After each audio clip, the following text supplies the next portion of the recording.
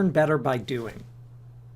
Very common thing that I hear over and over again from students. They tell me that they learn better by doing. They tell me that they're a visual learner. They tell me this is my learning style, this is my learning preference, this is what I like. And I try to address it and try to explain it to show them, well, this is how you really learn. So first of all, we know there's no such thing as learning styles. There's tons of evidence against them. There's no evidence for them. It's not a learning style that you learn better by doing. It's the way we learn. In some ways, we all learn by doing, depending what your end goal is. It's based on learning taxonomies. So, doing is a very high level task. It's problem solving. Doing is being able to transfer information to do it. It's that high level. It's when people are critically thinking. It's the highest level. So yes, learning by doing is a great thing because it's our goal. It is our end goal. It's what we want to do. So, having said all of that, you can't just learn by doing. You can't just start doing all the time. That's not how learning works. So generally in learning, our end goal is learn by doing. But you don't start there. So let me give you an example. And I like to use a car engine because it's very clear. Everyone understands the example. Very easy. It's a task that everyone gets. So I can't just say to you, build a car engine. You can't do it.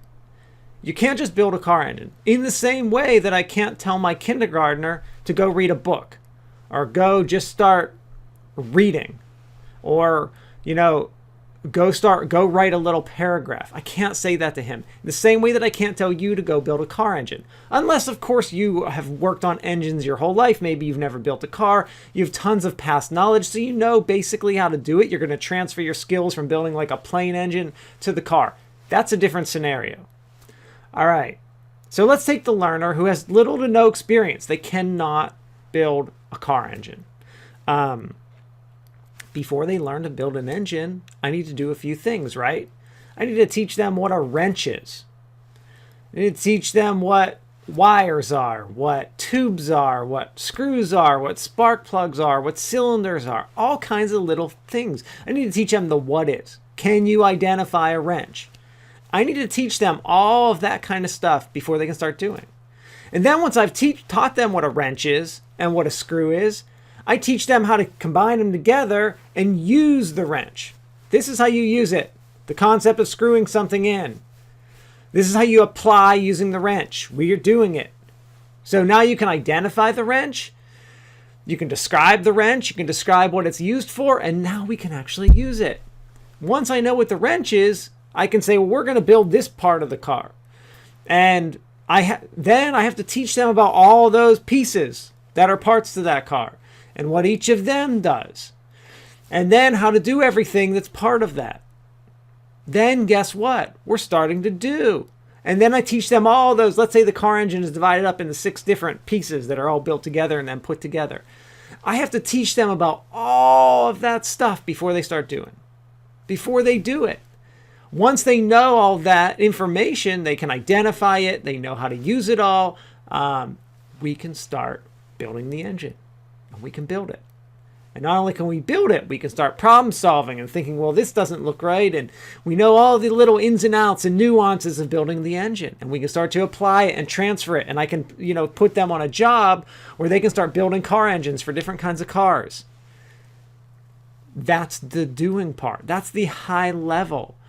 But you can't just start there. You have to teach them about things. This is no different than when, as I mentioned, teaching my kid to read. I have to first teach them the alphabet. They have to learn how to sound out each word. They can't just start reading. I can't just say, this is the word the. I have to say, here's what a TH does. Here's what an E does. Here's how you sound each one of them out. And then we can start slowly learning how to do, right? But it takes that prior information. This is how we learn. So we have these things called learning taxonomies. It basically, like in general, it says low-level content like facts and concepts need to be presented before you start doing that high-level stuff. This is how people learn.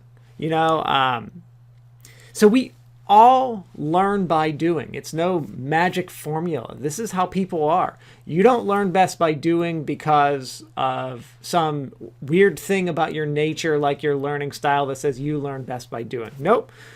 We all learn best by doing. If my end goal is to do something, I have to first get there.